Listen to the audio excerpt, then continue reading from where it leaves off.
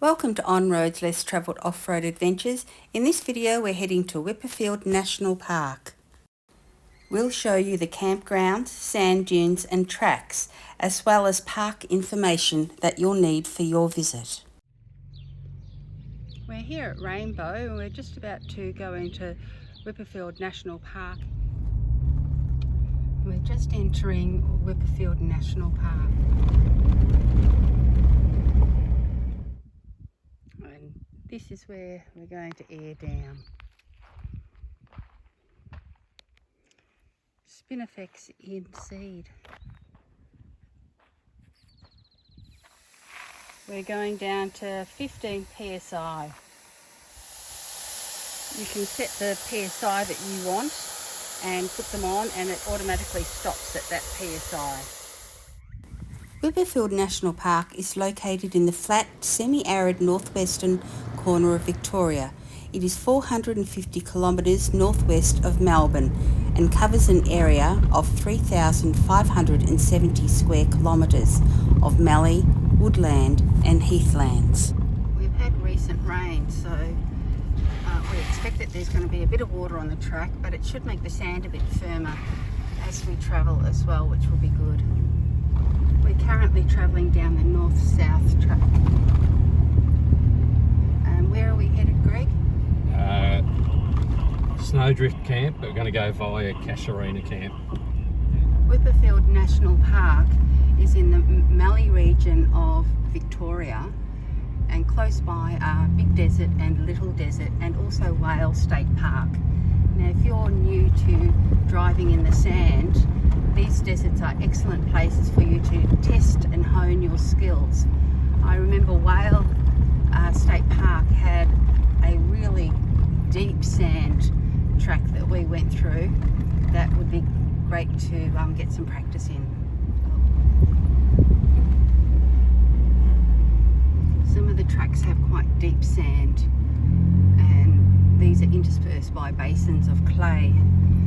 Be aware of the clay because it can be quite treacherous to drive through. This is one of those clay pans that I was telling you about before that take a bit of navigation. A bit messy to get through. And we've just turned onto Eagle Trap, driving towards, what is it, Snowdrift Camp? Casuarina. Oh, Casuarina. There are no bookings or fees required to camp in the park. Campfires are permitted using your own wood only, and there is no drinking water, only non-potable water, so come well supplied with both water and wood. Greg's just going to give us a few tips about driving in the sand for all of you people out there that are new to sand driving. So, number one obviously is let your tyres down. This is pretty loose sand, so we're running at 15 at the moment, which seems to be coping pretty good. Where you've got dunes and undulations, and some of them can get really close together, try and match your speed to the undulations so you're not lifting wheels, and the ride will be so much better. It's easier on the vehicle, easier on you. Generally, and this is pretty loose sand we're in at the moment, follow the wheel marks of the vehicle that's gone ahead of you. So you can see those in the sand there. It'll make it so much easier. If it gets that loose and deep that you're still struggling, for instance, like we're on 15, I've had to let them down to 8 before to get through some really bad sand. But you don't want to do that for a prolonged period. It's not good for your tyres. And also, can't you, if you get too, excuse the bumps, if your speed gets up too much, can't your tyres actually come off? Yeah, going around corners, I roll off.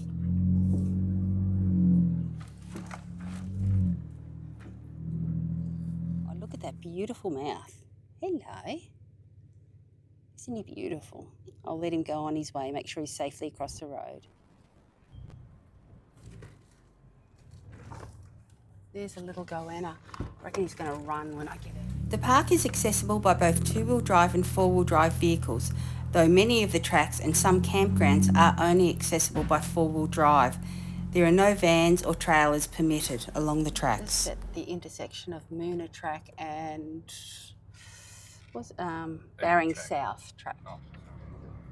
We've turned down Moona Track. Ooh, looks like it's got some good mud holes up here. Tempting as it may be sometimes to drive through the mud, it's always a good idea not to. A couple of years back when Greg and I were driving through the Lerderderg, the only track was through a big puddle, and as we drove through we actually got caught up on the springs of an old double bed mattress that someone had shoved in the mud hole. Couldn't see it, it was beneath the water. So it just goes to show you never know what's there. We've listed the deep sand tracks on the screen for you and a couple of good websites. The central feature of this huge park is a chain of lake beds connected by Outlet Creek, the northern extension of the Wimmera River. The lakes only fill when the Wimmera River overflows Lake Hindmarsh to the south of Lake Albuquerque. Ooh, slippery underneath.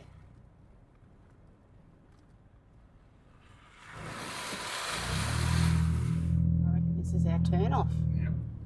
Here we are, Meridian Track. Heading towards Casuarina Campground. When it rains here, the park is covered in a kaleidoscope of flowers as the long dormant seeds germinate and sprout. Each spring there is a stunning display of wildflowers lining the tracks, and the scent of honey is heavy in the air. This is Casuarina Campground. We camped here during our last trip, but we've decided to go to Snowdrift this time. We're taking a shortcut along Wool Track to get to Snowdrift Campground.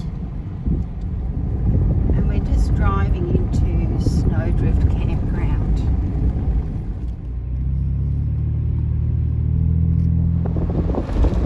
It's a start. Important to note that chainsaws aren't allowed to be operated in the park. This is Snowdrift Campground.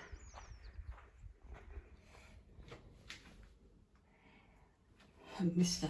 Huntsman's there, just be watchful of spiders when you come to the toilet. And he's a beauty, isn't he? Along with the toilet there's this nice little undercover area, and they have fire pits and camp tables, which is nice. Being celiac, eating while travelling is quite difficult. One of my favourite meals is just Doritos plain corn chips and a nice tub of hummus. Such an easy meal and full of protein as well. I put some rolled oats and water on a plate for Mr. Crow, who's been hanging around looking for some food. He's gulping it down, taking mouthfuls. Is he going to hide it like they usually do? Oh, here comes a young crow. He's going to have a taste too. Here he goes, he's gulping it down. It's hard to see, but he's got his beak open, and that's how birds cool themselves down, by panting.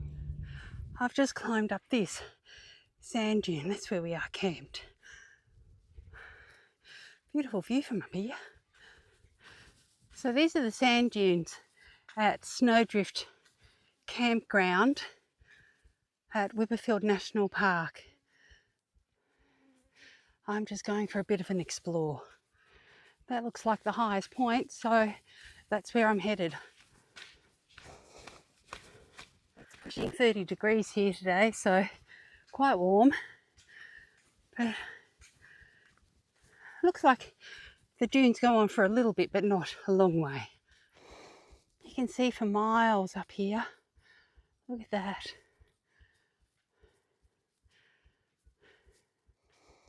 And on the other side. And there's a camper at the edge of the campground. And that's where I've come from. Snowdrift Campground is accessible to two-wheel drive vehicles. You can bring a van here, as you could see in the footage before. And it also has four-wheel drive only tracks, which is of course how we came in, through soft sand. The sand dune that you first come up, no wonder I was puffing. Tonight we're going to have ribs for tea. So we just thought we'd show you how Greg wraps them, ready for cooking. So I'm not just wrapping them. I watched a Yankee bloke on YouTube, and he did it this way.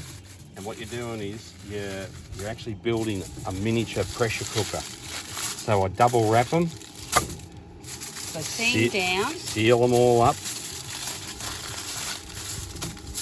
2 layers of foil. And then I'll whack them on the coals, and when I reckon they're getting close to being ready, I'll cook them as slow as I can. Like I said, little pressure cooker, and then I'll pull them out of the foil and then throw them on the grill, and just to char them up a little bit.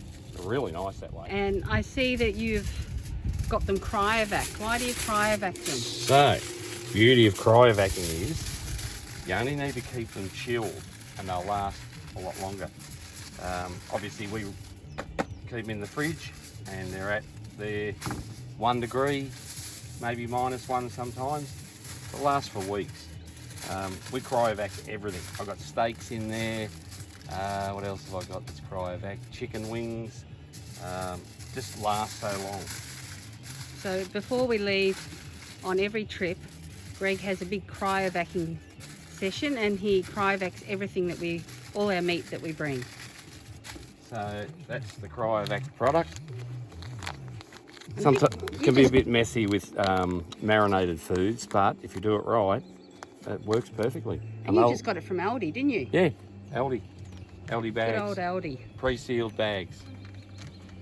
I've got a roll of stuff too, where you can make them as big as you want. You can put a side of beef in there if you really want. Well, maybe a roast lamb. Maybe a roast lamb. Righto. So, old mate that I watched on YouTube, and I respect this bloke, got to know what he's talking about. Cook them through the bone. So your ribs arch, have that arch downside, as much as you can. Obviously you need to turn them at some stage. But that's the secret apparently. All will be revealed later on. For those of you who are game enough to try, in this shelter here is this little contraption, which is for sandboarding down the dune. And there's also this bit here. I'm going to give it a go. I've done it before on Fraser Island and it was great fun. You're going to jump on the board and come down the sand hill. Here we go. This will be interesting. Not breaking any speed records yet. Here we go.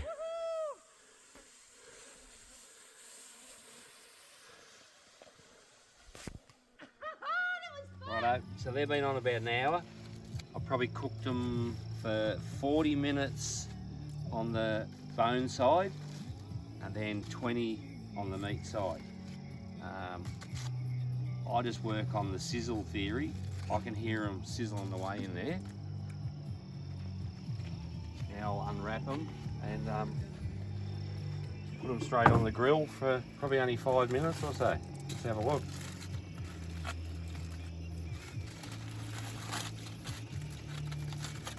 The whole idea of double wrapping them is to keep the moisture in there. Oh, perfect.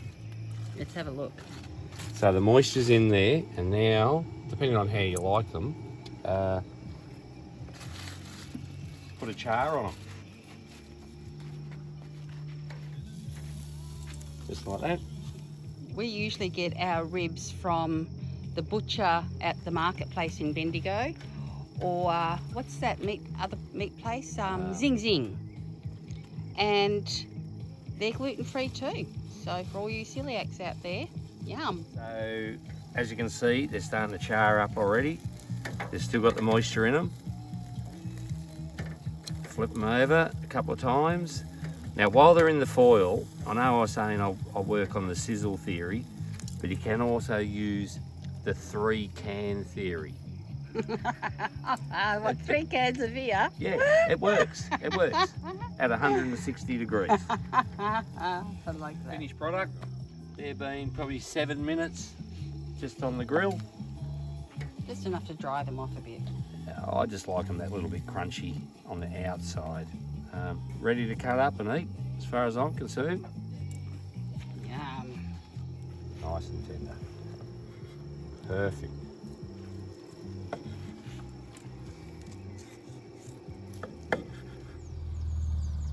We've just aired up and we're almost ready to roll.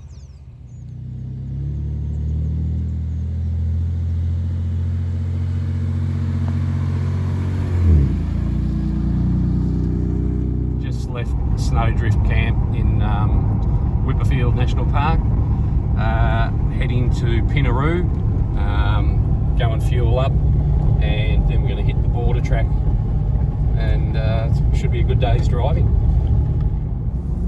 The campgrounds aren't required to be booked and there are no fees to stay in the campgrounds. There is the Wonka Campground, the Casuarina Campground and Snowdrift, which we just had a look at. It's a great park to visit. Give it a go and enjoy yourself. Contents of our fridge investigated for quarantine items. So we've just entered Nagarat Conservation Park in South Australia, and we're going to follow the border track that runs between Victoria and South Australia. Exit out of the end of the park and camp at Red Bluff Camp, I think it's called. They've had a bit of rain here, so we're anticipating that the southern end of the track is very wet, so we're going to try and avoid that.